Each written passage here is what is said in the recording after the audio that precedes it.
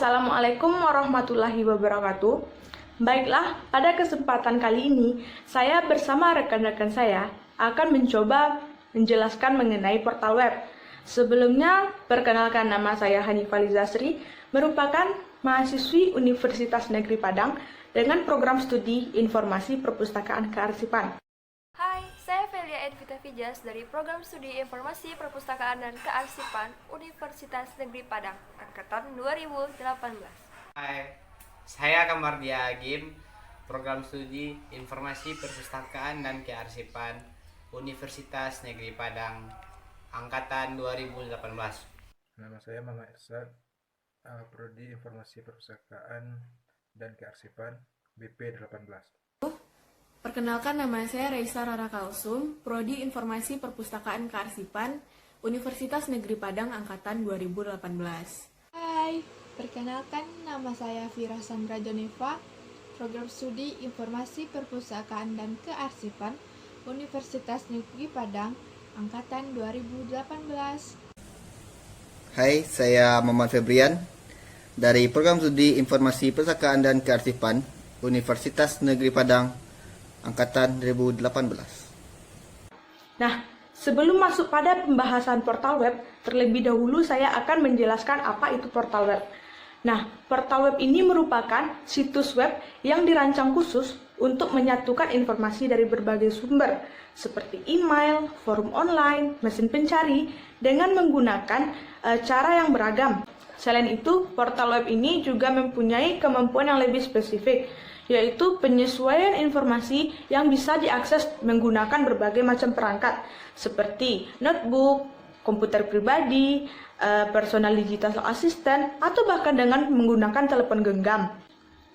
Portal web ini memiliki berbagai macam jenis. Nah, jenis portal web ini terbagi menjadi 3 bagian. Yang pertama yaitu berdasarkan teknologi. Jenis portal web yang berdasarkan teknologi ini juga terbagi menjadi 2 bagian. Yang pertama yaitu website dinamis.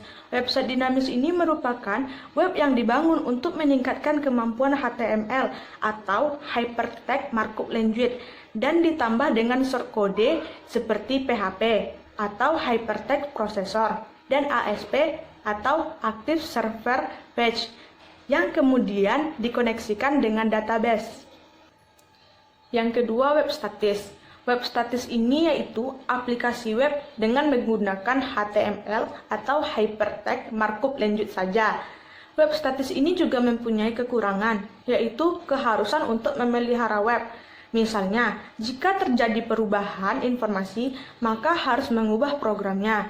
Jadi, program ini perlu dipelihara secara terus-menerus mengikuti setiap perubahan. Selanjutnya, jenis portal web yang kedua yaitu berdasarkan bentuknya. Nah, pada jenis ini juga terbagi menjadi 2 bagian. Yang pertama, bentuk horizontal. Portal bentuk horizontal ini adalah portal umum yang menyajikan berbagai informasi dan layanan yang dapat digunakan secara umum oleh para pengunjung portal itu sendiri. Yang kedua yaitu portal vertikal. Pada portal ini memberikan informasi dan layanan pribadi. Biasanya pada portal ini memberikan layanan pada bidang-bidang khusus seperti portal khusus kuliner, portal khusus game, portal khusus berita, dan bidang-bidang lainnya. Baiklah, saya akan menjelaskan kelanjutan yang sebelumnya. Portal berdasarkan layanan yang dapat diberikan, yang pertama yaitu ada portal konsumen. Portal konsumen adalah portal web yang ditujukan untuk konsumen secara umum yang memberikan layanan email secara gratis, homepage pribadi, instant messenger, sports scores, game, chatting, dan lain-lain. Layanan ada yang gratis, ada juga yang berbayar. Yang kedua yaitu portal organisasi. Portal organisasi adalah portal web yang disediakan oleh lembaga pemerintahan, kependudukan, universitas, kelompok politik, dan juga sosial. Meskipun banyak portal organisasi ini yang memberikan layanan umum kepada penggunanya, namun penggunanya tetap harus mendaftarkan diri sebagai anggota untuk bisa mendapatkan layanan secara penuh. Yang ketiga yaitu portal pelangganan. Portal pelangganan adalah portal web bisnis yang sering menawarkan jasa online kepada para pelanggan melalui web portal. Seperti halnya portal organisasi, portal pelanggan juga dapat digunakan oleh pengguna umum. Namun, anggotanya harus login terlebih dahulu supaya dapat mengakses fasilitas dan jasa yang ada di portal tersebut. Yang keempat yaitu portal perusahaan. Portal perusahaan adalah portal web yang digunakan pada sebuah perusahaan yang menunjang kegiatan bisnisnya. Biasanya, perusahaan menggunakan portal web untuk menyediakan tenaga kerja, partner kerja, akses data penting, aplikasi, proses, dan laporan. Informasi dapat berasal dari berbagai macam basis. Misalnya, basis data penjualan, pemasaran, keuangan, penelitian, dan pembangunan. Selanjutnya yaitu saya akan menjelaskan mengenai tujuan portal web. Tujuan dari portal web adalah untuk membangun sebuah komunitas dengan cara mengikat pengunjung secara sukarela ke dalam berbagai bentuk ayonan yang disediakan.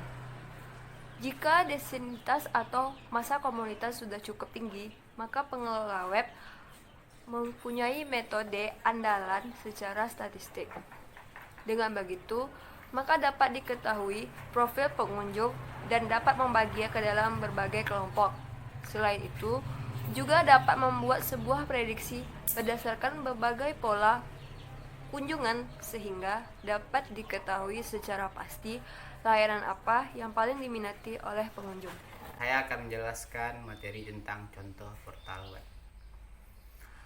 Contoh portal web adalah situs web yang menyediakan layanan umum seperti search engine, berita, polling, berbagai macam rubrik dan fasilitas seperti chat room. Misalnya Yahoo, AOL, dan MSN. Portal web ada juga yang bersifat personal, misalnya personal diary dan kalender, account email, bahkan personal web. Selain itu, ada pula yang bersifat eksklusif yang hanya menampilkan informasi yang dikehendaki oleh komunitasnya. Contohnya, portal web yang bersifat religius, tetapi bias. Juga sebaliknya, bersifat terbuka, meskipun membahas tentang hal yang spesifik seperti Tube, Book, Amazon. Sedangkan portal web untuk organisasi, sebuah lembaga, contohnya yaitu situs web kota dan situs web kesehatan. Kemudian, portal web untuk pelanggan, misalnya jasa online bank yang disediakan institusi keuangan seperti bank. Dan ada pula portal web sebuah perusahaan. Baiklah, saya akan menjelaskan tentang keuntungan dari portal web. Keuntungan dari portal web memiliki beberapa keuntungan, yang diantaranya: 1. Akses data yang dikonstriminasi. Maksudnya adalah portal web merupakan alat yang digunakan untuk mengakses data khusus yang bersumber dari berbagai macam aplikasi, dokumen maupun yang sering disimpan dalam platform perangkat keras. 2. Platform independen. User atau pengguna dapat mengakses portal web melalui berbagai platform. 3. Akses tanpa kabel. Pada saat bepergian atau berada jauh dari komputer, pekerja masih bisa melihat laporan bentuk yang dikirim melalui portal web perusahaan. 4. Sebagai pengganti PC perusahaan. Dengan tersedia akses yang memuaskan berbagai informasi bisnis yang saling berhubungan, portal bisa menggantikan PC karyawan yang banyak digunakan oleh perusahaan. 5. Pengaturan dokumen lebih mudah.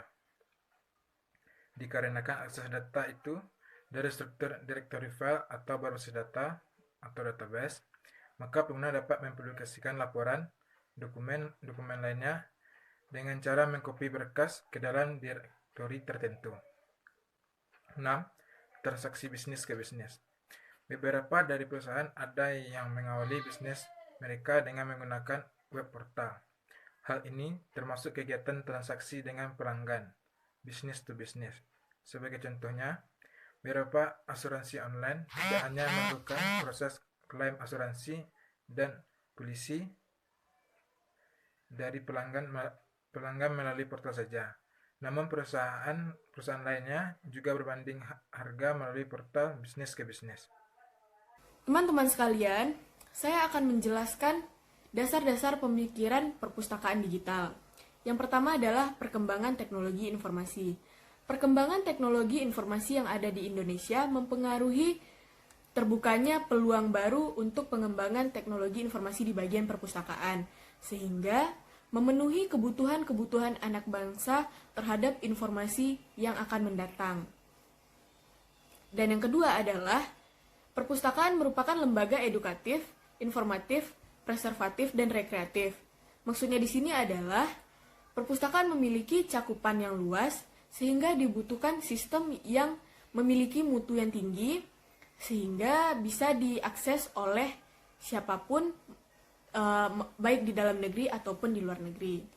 Nah, selanjutnya adalah dengan fasilitas digitalisasi perpustakaan, maka koleksi-koleksi yang ada pada perpustakaan bisa diakses, bisa dibaca oleh siapapun dan dimanapun mereka berada, tanpa harus mengunjungi perpustakaan tersebut.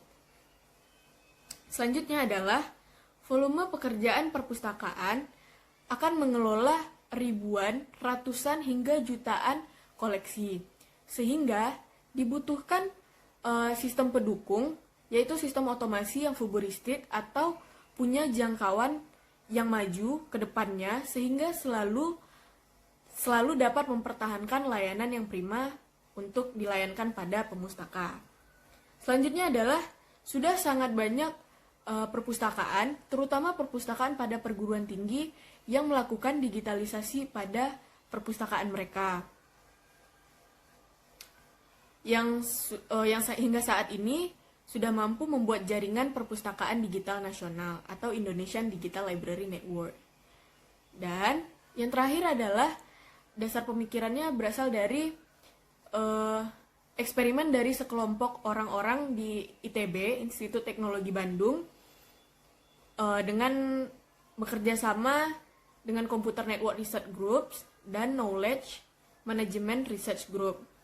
Proyek yang mereka lakukan bertujuan untuk meningkatkan mutu pendidikan yang ada di Indonesia. Proses perpustakaan digital. Menurut buku Suryandri 2007 mengungkapkan bahwa proses digitalisasi dapat dibedakan menjadi 3 kegiatan utama. Yang pertama yaitu scanning. Scanning adalah proses memindai atau men-scan dokumen dari bentuk tercetak dan mengubahnya menjadi bentuk digital. Contohnya saja yaitu berkas PDF. Yang kedua, editing. Editing adalah proses mengolah berkas PDF ke dalam komputer dengan cara memberikan password, watermark, catatan kaki, daftar isi, hyperlink, dan sebagainya. Akan mengenai hal-hal apa saja yang perlu diedit dan dilindungi di dalam berkas tersebut disesuaikan dengan kebijakan yang telah ditetapkan di perpustakaan. Proses OCR atau Optical Character Recognition dikategorikan pula di dalam proses editing.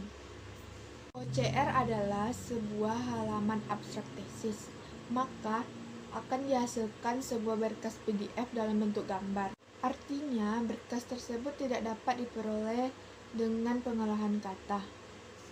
Ketiga, uploading adalah proses pengisian input mendata dan mengupload dokumen tersebut ke digital library. Berkas yang diupload adalah berkas PDF yang berisi full text karya akhir mulai dari halaman judul hingga lampiran yang telah melalui proses editing.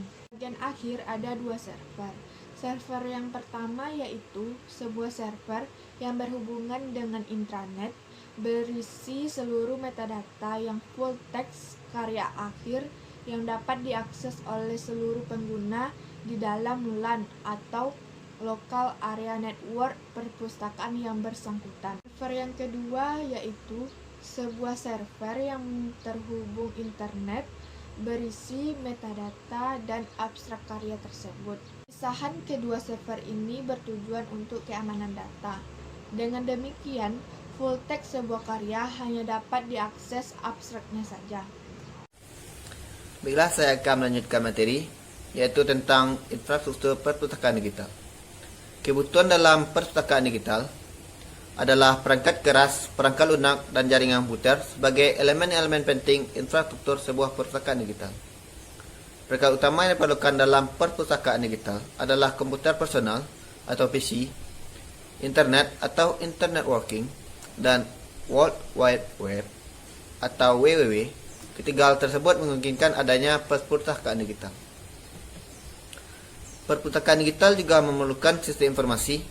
Ada 3 elemen penting yang diperlukan dalam pengembangan sistem informasi, yaitu perangkat keras, hardware, perangkat lunak, software, dan manusia, brainware. Perangkat keras yang dimaksud adalah yang pertama, web server, yaitu server yang akan melayani permintaan layanan web page dari para pengguna internet. Yang kedua, database server, yaitu jantung sebuah perpustakaan digital, karena disinilah keseluruhan koleksi disimpan. Yang ketiga, FTP server, yaitu untuk melakukan kirim atau terima berkas melalui jaringan komputer. Yang keempat, mail server, yaitu server yang akan melayani segala sesuatu yang berhubungan dengan surat elektronik. Yang kelima, printer server, yaitu untuk menerima permintaan percetakan, mengatur antriannya, dan memprosesnya. Yang terakhir, proxy server, yaitu untuk pengaturan keamanan pengguna internet dari pemakai yang tidak berhak dan yang juga dapat digunakan untuk membatasi ke situs-situs yang tidak diperkenankan. Perangkat lunak yang paling banyak digunakan adalah Apache yang bersifat open source, yaitu terbuka. Untuk menggunakan Microsoft, terdapat perangkat lunak untuk web server, yaitu IIS atau Internet Information Service. Sumber daya manusia yang dibutuhkan dalam sistem informasi adalah yang pertama, database administrator, yaitu penanggung jawab kelancaran basis data. Yang kedua, network administrator, yaitu penanggung jawab kelancaran operasional jaringan komputer. Yang ketiga, sistem administrator, yaitu penanggung jawab siapa yang berhak mengakses sistem. Yang keempat, webmaster, yaitu penjaga agar website beserta seluruh halamannya yang ada di dalamnya tetap beroperasi sehingga diakses oleh pengguna.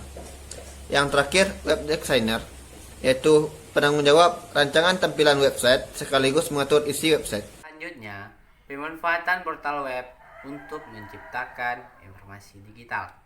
Informasi digital dapat ditemui dengan pemanfaatan portal web. Berdasarkan penggunaan portal web dari berbagai jenis, maka ada beberapa pemanfaatan portal web untuk menciptakan informasi digital tersebut. Yang pertama sekali, dengan adanya portal web dapat memperkenalkan sebuah instansi secara lebih detail, sehingga sistem yang dibuat oleh suatu instansi bisa terlihat jelas dan dikenalkan oleh pengguna. Yang kedua, portal web juga mempermudah penyampaian informasi yang terdapat dalam sebuah instansi tersebut, sehingga pengguna mendapatkan pemberitahuan terbaru mengenai suatu instansi tersebut dengan lebih jelas. Yang ketiga, pemberian sarana resmi informasi yang terdapat dari suatu instansi. Yang keempat, dan ini merupakan yang terakhir, dengan adanya portal web juga mempermudah komunikasi para pengguna terhadap portal web dari suatu instansi tersebut. Baiklah, saya akan menyimpulkan semua materi yang sudah disampaikan oleh teman-teman saya tadi. Portal web merupakan sebuah situs web yang menyediakan berbagai informasi dari berbagai sumber dengan cara format atau lengkap yang seragam. Dengan adanya portal web ini, maka semua kegiatan di perusahaan atau perkembangan teknologi pada dunia komputer dapat memudahkan atau memberi peluang kepada para ilmuwan untuk mengembangkan informasi yang dapat memudahkan menyebarnya informasi perpustakaan yang tersebar dengan mudah dan lebih luas. dalam portal web ini terdapat 4 pemanfaatan portal web, yaitu yang pertama memudahkan komunikasi, memudahkan menyampaikan informasi, dan memperkenalkan instansi serta memberikan sarana resmi dari suatu instansi tersebut. Jadi itulah kesimpulan yang sudah saya simpulkan. Sekian dulu, terima kasih. Baiklah, sekian presentasi dari kelompok kami. Mohon maaf bila terdapat kesalahan kata. Terima kasih telah menonton. Wassalamualaikum warahmatullahi wabarakatuh.